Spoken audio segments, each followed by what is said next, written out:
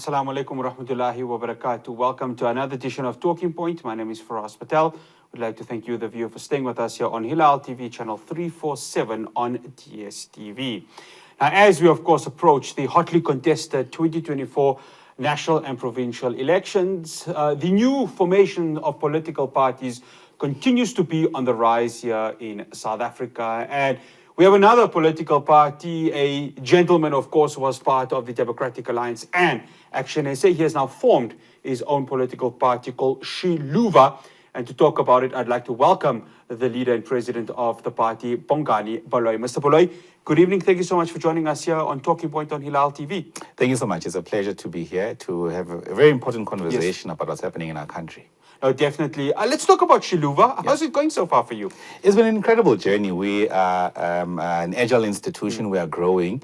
And it's been an important, I think, the past 10, 11 months that we've been embarking on engaging South Africans and recruit South Africans and align towards a very unique vision. And as a young person saying, I'm not going to wait by the side again and watch other people contest to shape the world that I want to shape. I'm actually going to get in and co-create this world as well.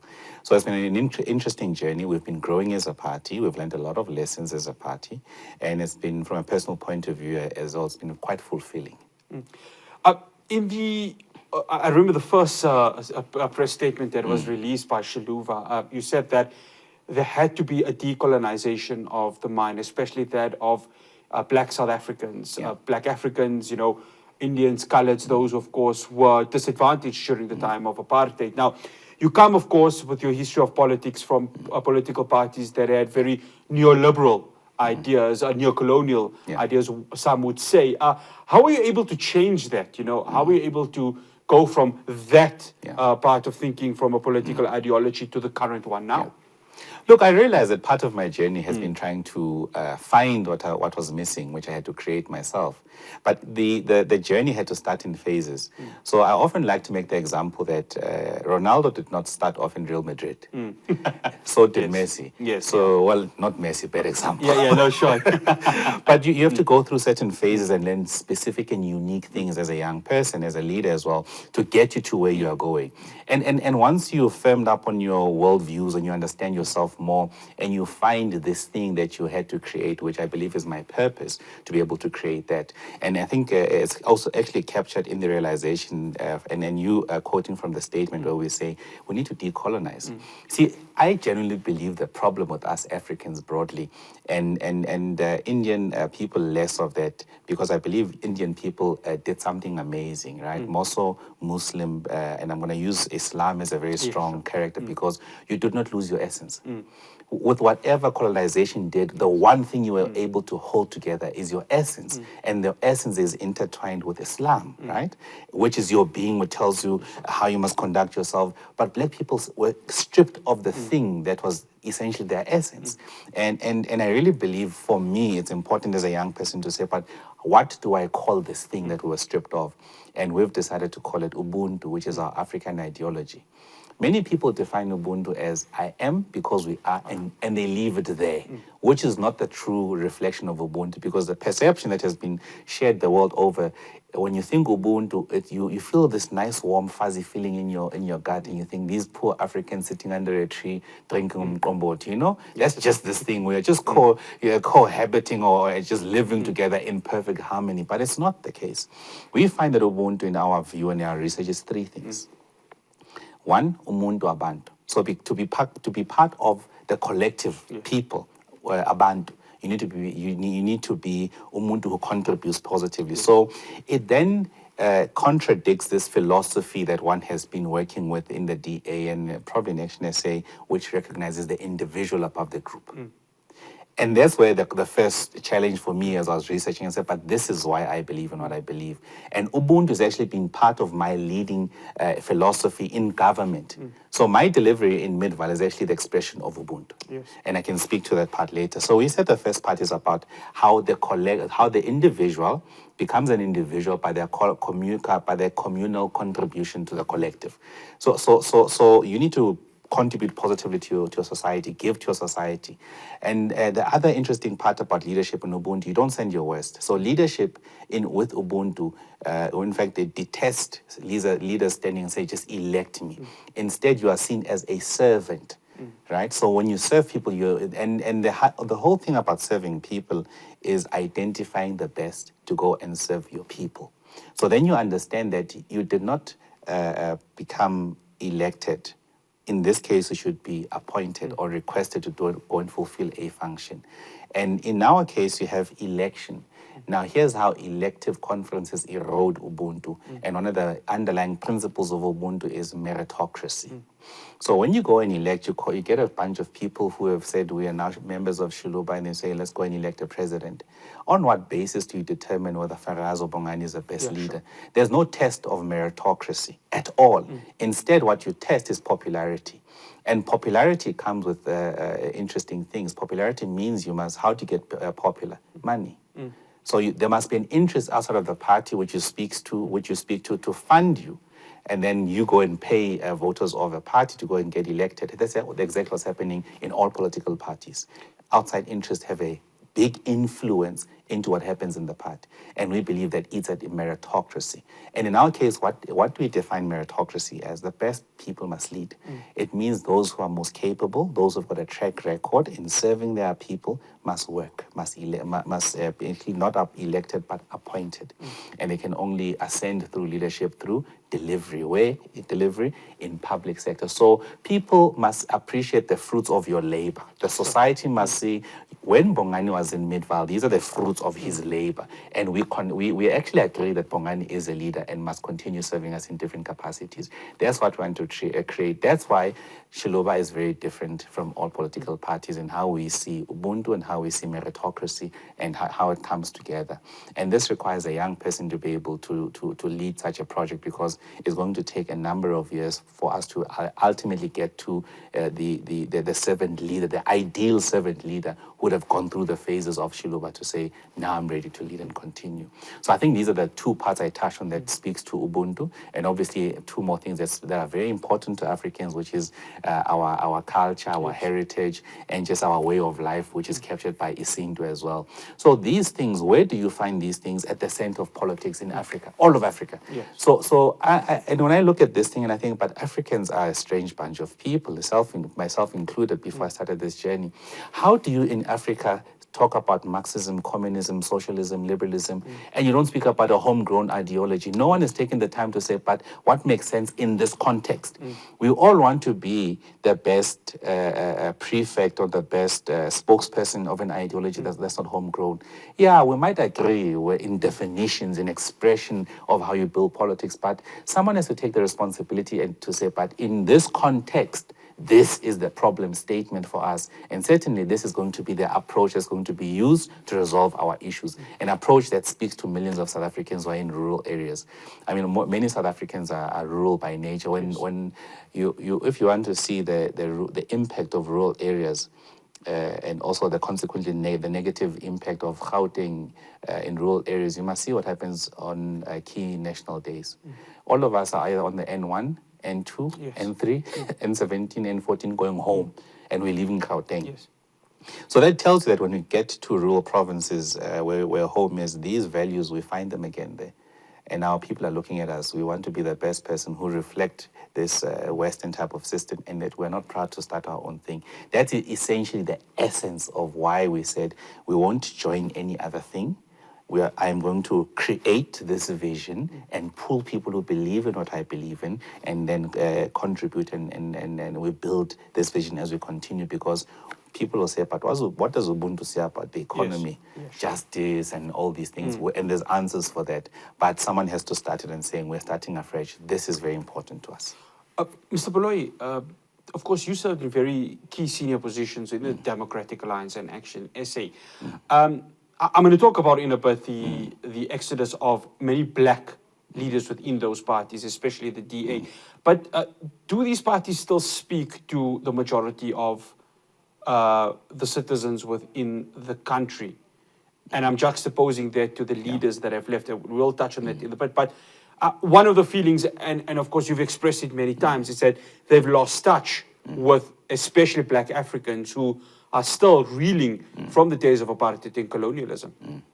Look, these parties that one has been with, your question is, have they lost touch and do they speak to millions of South Africans? Factually, it's no. And what gets me to say no, there was an attempt by the DA to be and to push beyond their limitation. And within the DA, there's a language called traditional voters and non-traditional voters. A traditional voter in the DA is white people. A non-traditional voter in the DA still today is me and you. We are seen as non-traditional voters of the DA. That language still exists within the DA. Now that language tells you a deeper psychology. It tells you who feels at home and who feels like I'm just a backyard dweller and I'm working my way into the house of the missus or whatever to be seen as umuntu who is worthy of wearing the same t-shirt in these. So factually, the simple fact that they have never gotten the majority of the vote of millions of South Africans tells you from a factual point of view, it's no. But there's been various attempts to be, and I think those attempts for the DA was at its height in 2016, and after that it collapsed spectacularly. As to actually say, there's also an attempt, and these elections will say, because at this point you don't have a clear periods to compare of performance in similar periods for local government elections, national government elections. The only thing you have now is just local government elections for 2021. You can only compare after 2020, I think, six elections. Yes, yeah. But from a factual point of view, they have never had millions, the majority, and there's an attempt to get the majority. After the break, I continue my conversation with the leader of Xiluva, Bongani Baloyi. Do stay tuned.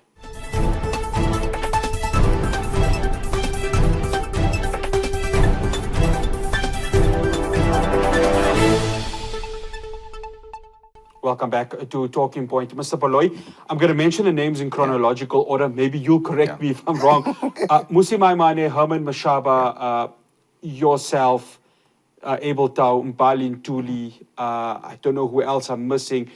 I have a very similar story in that, of course, you left the DA due to there being, as they would term, as you would term, of course, structural problems within the party, the fact that the party tried to a certain extent, suppress black voices. How difficult was it for you? I mean, given that you had obviously committed so much towards the Democratic Alliance, serving in the senior positions, serving in the Midvaal, doing a job that I think when you look at the Midvaal residents, they'll say, look, there was some sort of improvement occurring within that area. Is there a bit of a difficult trend for black leaders within the Democratic Alliance? I mean, talk to us about that because you would know best with regards to it. Look, I think many might have different reasons, but there's some similarities somewhere. And I think the similarity was the collapse of a project led by Musi. And strangely enough, I mean, that project was started by Helen Zille herself. And to find her as an architect of a project that inspired many young people, black young people, to see the DA as an alternative and later collapse it is something that only she can explain. But with the part that led to Musi's exit, I think that was the end. And many of us understood this is the end because we understood we're on the verge of transcending and actually breaking through the limitations of the DA. So the DA now starts representing all of us equally and not some and others must assimilate to a culture, but actually start breaking into a new culture. And probably what might have been seen as a mistake later by these leaders of the DA was assimilating into a black culture where you start singing struggle songs. There's implications. People buy into it. For some of us, a struggle song is not just any popular Taylor Swift song, but it's something that you can relate to and you've got deep emotional ties to these songs. And you start buying in and you want to contribute and want to make it a home that you are equally entitled to. And when those things start happening differently and there's people who actually speak against transformation, and transformation is a difficult thing to talk about, more so when from a point of departure, people must accept that the injustices of the past did happen. And then when you want to remedy the injustices of the past, there's a view that we must do it universally for all people and not others. resources. And I'm still a proponent who does not believe in that. I think the law must be used to uplift people out of poverty, but not just to get employment. We also want to get people of color into ownership of the economy as well, and to play a major economic role in this country. So it's not just to say black people must get employment only. That's not the thing many people fought for. So it transcends beyond that. So I really think there's a common thread according to there, and Bali will speak about the challenges that she faced when she was in the DA and her departure, and what she was exposed to when she was contesting John Steenhuisen as well. I think I was very fortunate because I was not pushed. No one wanted me out. I realized at the collapse of this project that my time has ended. And that's why a year before the elections came, I announced that I will no longer be contesting for re-election as the mayor. And people just thought this is just Bongani maybe moving to the next phase. But for me, I had to be responsible because I began to understand and appreciate that when you lead a public institution, you must be very responsible, and there must be an element of predictability in terms coming to an end and people coming and people leaving. And we're at that time, we're also in the market looking for loans for the municipality to fund infrastructure. I mean, things like this affect interest rate, and 1% interest rate being hiked up for a very big chunk of money, it's significant and which will be borne by the ratepayers. So I decided to finish what I had started and do a responsible thing, and really buckle down, get my head down, go back to doing the work which I was doing, serving the residents. And it was good for me because I got to hand over properly. You know, not many people in local government or in leadership positions across, at least in South Africa, are able to hand over. Yes. I was able to hand over and leave silently. Mr. Baloyi, let's talk about the new political parties that are coming in, of course, yours being one of them. Contested space, of course, that's the beauty of our democracy. Yes. It allows for that to happen. How do you see them playing a role? I know a lot of your former colleagues, Musi's got his own party, Abel Tau's got his own party, Den Plato, he's now joined Marius Fransman's new party, Kumo Ramulifa, I forgot to mention him as one of those who departed from the DA. He's joined Rise Mzansi. How do you see these parties playing a role? Because it's the message that you, and I'm going to specifically focus on Xiluva, how do you transmit a message to the residents of wherever you're looking at, the citizens or wherever you're looking at, to say, look, you need to put a mark for us provincially and nationally? Correct. Look, I think let's take a step back and appreciate what's happening in our country. We are in, as Prince Mashele often describes, as a second political transition in our country, which means for the first time, power as an entity is hanging in the air with no firm grip by any political party. Some will claim they still have it, they are coming back, but there is no certainty. For the first time, everyone feels they can have equal stake to this. Now, the ANC losing its hegemony will have various deep implications for the country, both negative and very positive ones as well. And one of the positive ones is that ANC is an elephant that cannot be finished by one man. Not even Zuma can completely finish them. He can bring them to its knees, and it's going to require a Xiluva with a very nice carved blade. Well, his MK party may play quite a big role in that, But ultimately, when it's on its knees, I can tell you that Xiluva will be waiting there with our sharply trimmed knife to do the business as well to this elephant as well. So you need these parties. So it speaks about then the second political transition, and then the ANC losing its hegemony and power, and then there's fragmentation. Different people must play different roles to allow for this. After elections, there will be consolidation. I firmly believe, I've been resisting and did not understand from different political analysts who were insisting on consolidation now and not after the elections. I firmly believe consolidation will happen after the elections because a number of parties would have tested themselves out and tested if they've got electoral mandate to even be in parliament. And it's only those who are in parliament who can lead a process of consolidation and a post-ANC majority in national government who can lead that process. So from a messaging point of view, I think our party, which stands for what it stands for, Ubuntu, and a party that says we're no longer simulating.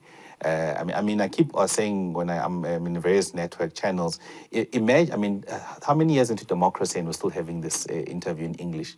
And we should be in a space today where we can have it in any different language that we please. And that's the type of country we want to build, and we think our leaders have not done so. They've not shaped society to a point where African languages have economic value. So our message is to say, but all the languages and cultures in Africa are equal. But we must ensure that our people have economic muscle, so their languages become important. You can live here today and you can go to Dubai with your fancy English and your some parts you want to transact and do a deal. I guarantee you'll want someone who can transact in a local language who will help you. That happens not because of God. It happens because there's economic power behind a block, a language, and the people. So for us, it's important. So that's the essence of our message. But most importantly, the next generation must lead. So I see myself as someone who must facilitate the next generation to lead. And I see myself as a custodian in the current phase we're in to facilitate this transition and inspiring of those who believe in what we believe, who get to lead. But equally those leaders who have discipline. You know, the difficult thing with leading public institutions is lack of discipline and putting yourself above your people. So I really think our message is different from all the rest. No one is speaking the language we are speaking. No one is actually saying, and as we firmly believe, that the custodians of land in the country should not be the government. It should be the tribal authority. The kings of this country are the custodians of land. And custodianship and ownership is two different things. I mean, already now, Ngonyama Trust is the custodian of land for the Zulu. Well, the king's taken over now. He's taken Zulu, and I believe it's a correct thing for them to do. He needs to exercise authority over this parcels of land and ensure that things happen for the benefit of the nation there. You know, and KZN is unique because people speak isiZulu even in the economy. They can transact in that. So I think from a messaging point of view, that's why we cannot be mixed with parties who have agendas that we don't understand, and our agenda is very clear what we stand for, what we're trying to do. And I think it's an important space and time now to insist on this because it's very important. We are not America, so I don't want to see South Africans forgetting who they are initially and losing themselves. We are saying, no, we're not going to lose ourselves. We're the generation to actually stop the assimilation. If people want to transact with us, do it and respect our cultures as well. That's a very important thing for us. Before we go to the break, Mr. Baloyi, many political parties are saying 2024 is going to be our 1994. The story of Dintswalo, of course, which came last week during the State of the Nation address. As Xiluva, do they share that same slogan? Is 2024 going to be our 1994? Or are you taking a fresher approach to the elections? No, we don't believe. We believe that this election is an important election. But we equally believe that it's not a moment such of 1994. We might characterize, 1994 will always be 1994. And I think this moment is very different, and we don't believe that it compares to the moment today. We do believe that the crisis we face today is something important that must rally all of us to go and rescue ourselves. That we believe is correct in that sentiment, but we don't believe as in the whole sentiment as it's expressed. We firmly believe that 2024 is a fundamental point in our lives as we see it in this generation, and that is the time for Ubuntu. That's what we firmly believe in. It's the resurgence of Ubuntu, us remembering Ubuntu, remembering ourselves and choosing ourselves, and most importantly for people voting for themselves. There's no longer anybody for anyone to vote for in memory of. That time is long gone and past. You know, the best thing you can do is not vote for memory of. You must vote in a commitment to a future of. You know, that's very important. And I think this generation is a generation that's well in tune with this message as young people and as our parents as well, to say, but this is our time now. After the break, I continue my conversation with Bongani Baloyi, the leader of Xiluva. Do stay tuned to Talking Point.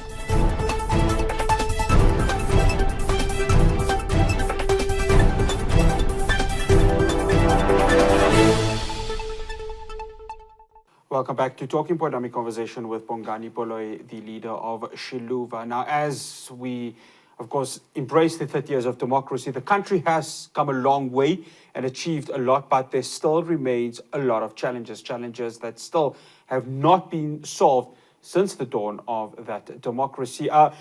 Baloyi, you would know quite well, of course, serving in the Midfile, the water issues, the water problems that were there. And I want to talk of that as one of the challenges. If you look at it now from a national perspective, there's a lot of fear, especially when there's a reactive sort of point of view, when we saw with the Western Cape, when it was day zero there, that we're seeing it in Johannesburg also, with Rand Water and the problems that are happening there. I mean, what is the way forward in trying to resolve that? Because it just seems, when you look at the coalition in Johannesburg, they're running in circles, but it just does not seem to be a direct point of solving this issue. Yeah, look, I think there's a number of ways. Obviously, there's an integrated water plan for the country, which seeks to address the resource of water. So where we are, it's important for us to understand where water in Gauteng comes from. And the bulk of it comes from Lesotho, from Lesotho Highland Scheme. So the second part, to which is going through different phases of development, it should have given us water by now, but a number of things have happened. So the next part is that if you look at how innovation in the water sector has happened over the years, it's been very slow. So we drink the same water that we flush, and we don't treat water as a scarce resource. So we've not gone through a process where there's an application for grey water, which is not fit for human consumption, which can be used in other areas of how we use our water. 90% of the water we use, we flush. I mean, clean water, we flush.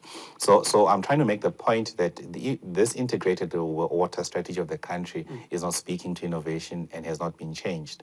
And the second part is that what also draws us to water, there's also a number of private dams in the country, which in KZN, there's been some victories now where people can actually draw from those dams and how to utilize that water. We don't recycle water. In Midval, we led a process called reclamation. Now, here's an interesting part. When you flush your water, it goes straight to some purification plant, treated to some extent, and then it's released to nature. But at that point, there's no recycling of the water back into the system. And with how we've spaced out water works per 1,000 or 100,000 of people in different settlement does not work. We need to go to a stage where now you start saying, for this settlement, here's a way of dealing with it, and taking the water and recycling for that area numerous times before you release back into the water system, and then cleaning water at the same time. So what we are planning to do as Xiluva when we get into national government is refresh this approach of how to deal with water. Number two, and how you start investing long term to ensure you have reliable resources of water. At the same time, it brings to the table a very uncomfortable conversation about what we do with Lesotho. I want to bring Hammanskraal, because we saw, of course, the cholera outbreak that happened there. Now, I had a conversation a couple of weeks ago with Abel Tau, his political party. I know he was very, very much involved with what had happened in Hammanskraal and trying to solve the situation there. Did a provincial, did national, and did the metro miss a trick in trying to solve that issue? Because we see lives being lost in Hammanskraal, breadwinners being lost in Hammanskraal, caregivers being lost in Hammanskraal, because there was no real treatment of that water purification plants, and the fact that it cost the lives of people. Only then for these three stakeholders to bring a reactionary position in this. Look, I don't even think the loss of lives as a consequence of the cholera has been taken seriously. If it had been taken seriously, there should have been people who have lost their jobs and who accountability. We could have extracted accountability from, but no one today, I can tell you, even the head, the director of, I think, water in Tshwane, nothing has happened to the man beyond the fact that the water treatment works of the Rooiwal issues and how it poisons the environment, the farmers around the area which it pours into, and various streams and tributaries along that path as well, and the communities as well. So there's been no accountability at all. I think national government, provincial government, and local government has really been complicit to the loss of these lives, and they still don't take it seriously. You know, even today in the informal settlements of Tshwane and townships of Tshwane where there's no water, where we are going around inspecting the water quality and how they get the water. I mean, Tshwane spends in excess of about close to 150 million rands per annum to deliver water, a temporary mechanism.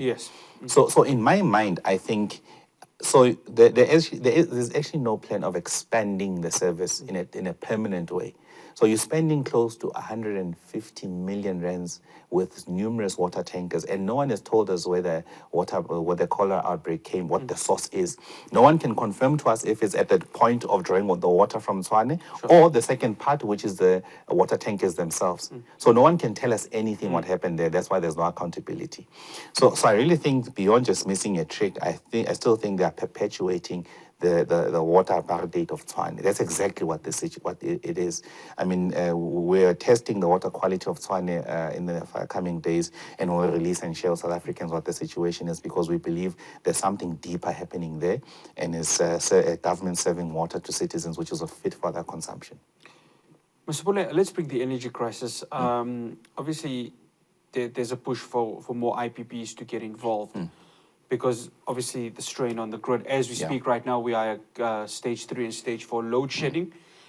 Anything can change when we wake up tomorrow morning. But my question is that what is the way forward from Xiluva's perspective? How do we solve the energy crisis that, I mean, last week, the president said that we're closer to solving the energy crisis, but then I think was it minutes later after his speech, we get drawn into stage 5 and stage 6 load shedding. So talk to us about Xiluva and how they intend to, work this crisis out. Yeah.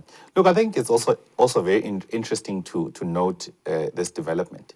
During the Springboks World Cup, we did not have load shedding, and more so on the days and during the same time, during the same season of summer, where naturally you don't expect the consumption to increase. Oh, the festive season was one of them, also the holiday season. Exactly. Yes. And now we had interrupted access to some of these because it was load shedding. I also think that speaks to the national government, which is inconsistent and also showing who it respects more, who has got an interest in what.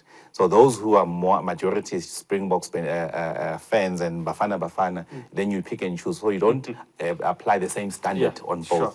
So how do you fix the energy crisis? We believe that coal is still very important. So we keep Mpumalanga running. We think keep Mpumalanga for a number of decades going and ensure that you invest in cleaner technologies using coal. You can find mechanisms such as that. Number 2, we believe nuclear is correct. We should have done that a number of years ago, and we're lulled into a view that it's as a consequence of corruption, as a consequence that this is the price, and now people are starting to actually contradict that today to say, but it was never the case. And I think number 3, we need to invest in serious maintenance and upkeeping of a number of our power stations. And I think there's some decisions that were made by the former CEO of Eskom to decommission a number of these actually proving to bite us today. And the fourth part is that we think IPP's contribution at that level should be minimal. It's costing the country way much, and it's the family of a well-known politician who is beneficiaries there. So we don't support the IPP agenda to a great extent. We do, however, believe there's a room for clean IPP and sun technology and etc. We do believe that we need to get townships and former settlements off the grid.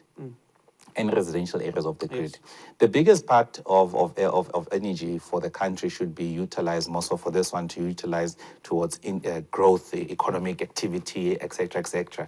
So you can leverage significantly. In fact, when I was still in Midval, we found that sales to households were almost at break even, and the biggest part giving us profit is sales to industry.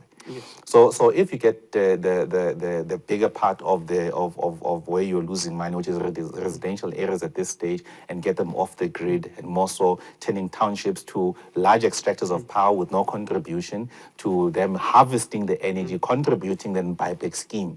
I think that's where they missed the mark completely of at what point to utilize your IPPs and different types of technology. I think even how we plan settlements, we don't effectively use adequate gas as well. We just think electricity, and we've not gotten to the stage of a power mix even in the house. We've not gotten there, which is wrong. And also I think the most interesting part of the the energy question, which we've not spoken about. We're going to see once you stabilize in fact, the instability of this energy has worsened in terms of municipal infrastructure. Yes. When I was in Midval, we said to replenish our entire grid is going to cost us 900 million. Now, it had transformers and substations that were built and installed in your 1960s. Now, what is the consequence of the constant electricity, no electricity, electricity, no electricity? So the next crisis is going to be at a municipal level because of the collapse of your infrastructure. That's why you're seeing a bigger call now already happening by communities to say, Eskom, please move us to your supply area. Yes. Give this thing to Eskom because municipalities are failing. And that's why the Gauteng government has actually said, we are going to put aside R1 billion to assist municipalities and Eskom in buying transformers. But no one is speaking about that crisis looming because we don't see it yet. And unfortunately, that part, when it happens, is going to manifest every part of the country because the same issue of a costly or an aged infrastructure to transmit and distribute this electricity is going to be breaking at the same time. Oh, while that happens, the biggest fear is the country going into the possibility of stage 8 load shedding. After the break, I wrap up my conversation with Bongani Baloyi. We're going to be talking what are the aims and aspirations for Xiluva heading into this year's elections. Do stay tuned to Talking Point.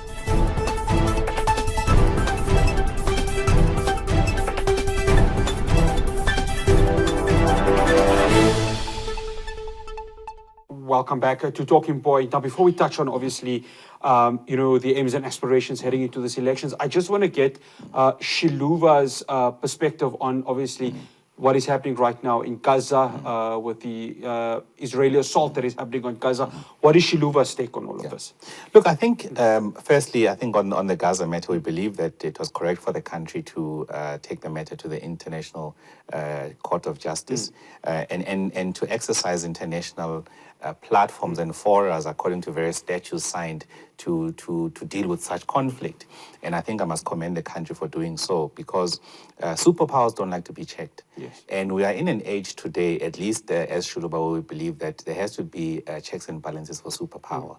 But at the same time, it means our foreign policy as a country needs to change and adapt towards our economic interests primarily and various other things that follow after that. Because some people could argue that it was not in our best interest to speak about what's happening. And in other interviews, people ask me, but why don't you speak and shout more about what China is doing, what Russia is doing? So there's a lot of whataboutism about from this position. And that's very telling it's very telling to an extent that who can you deal with internationally and who you can't, and where this inconsistency comes into play. So we support what the country has done. We firmly believe there's a genocide happening in Gaza, and we believe that Israel must take all reasonable steps to adhere to the order of court, and we believe that if they don't, South Africa must take it to the UN.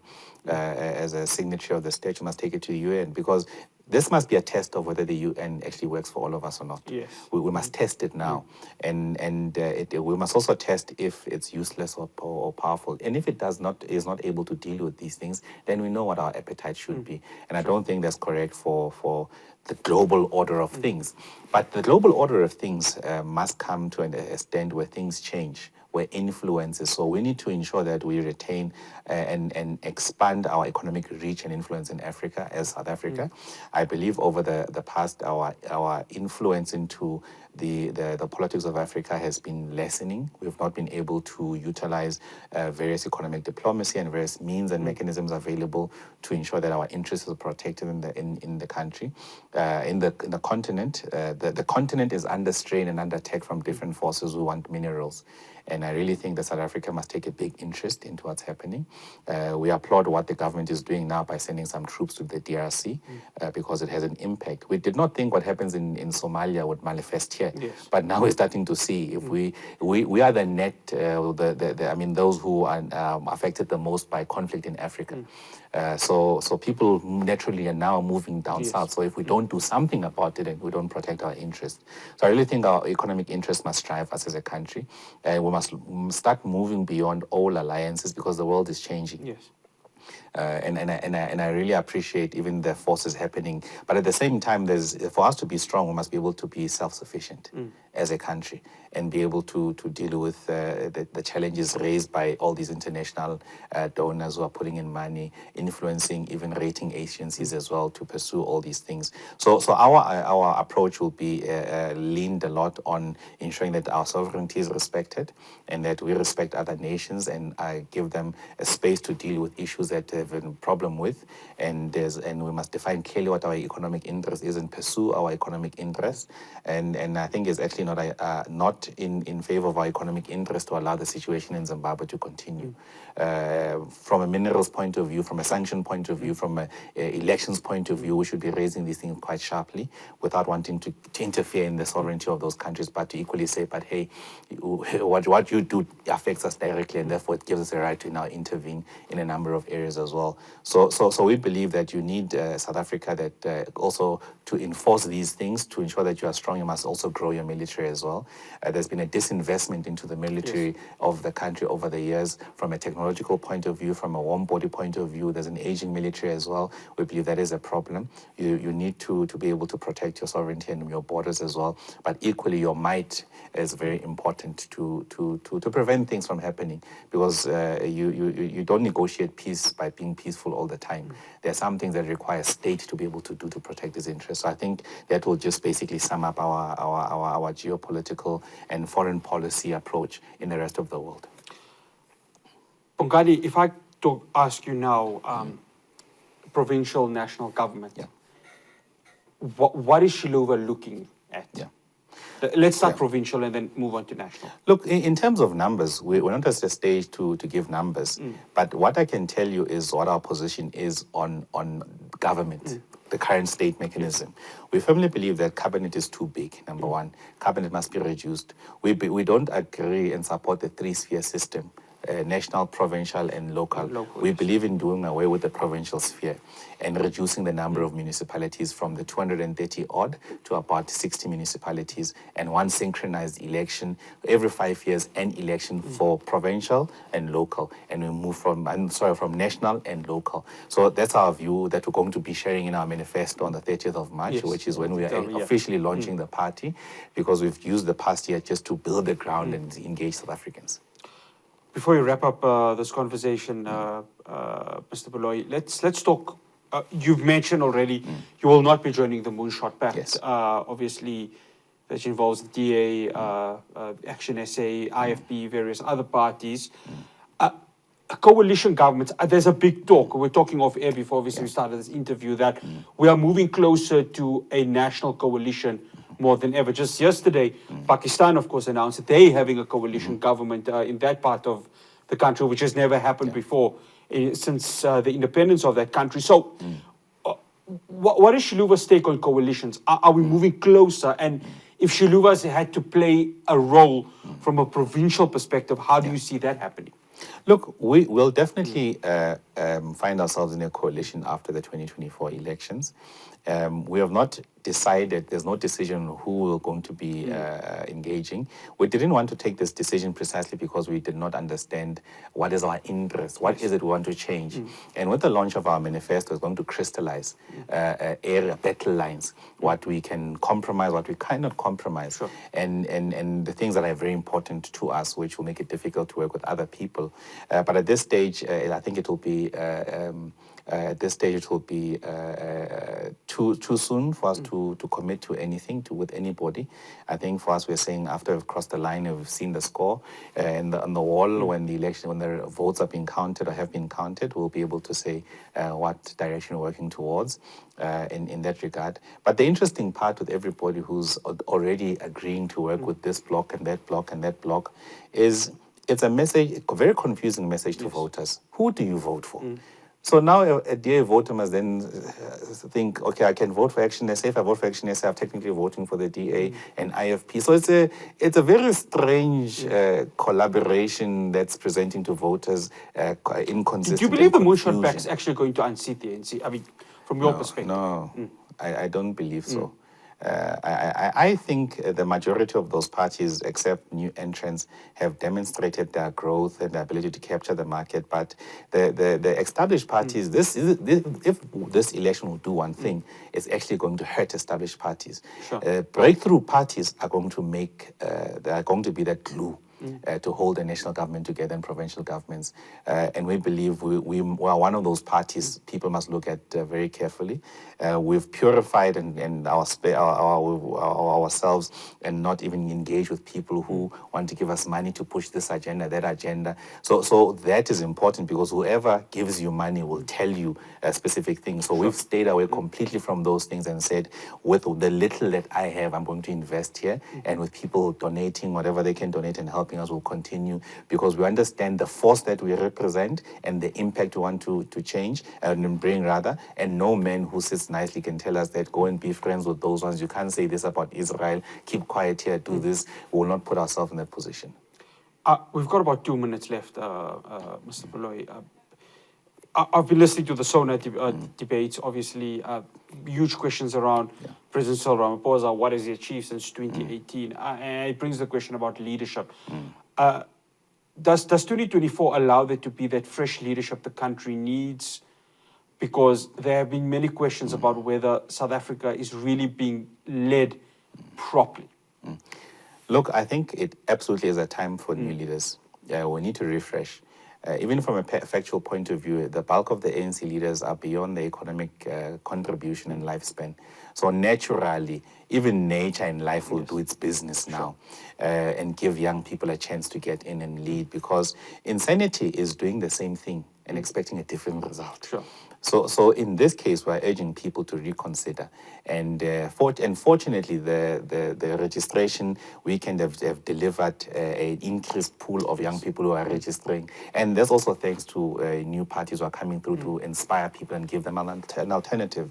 So we firmly believe it will be a time for the country to reshape, to rethink, to get re-energized, to get new leaders coming in.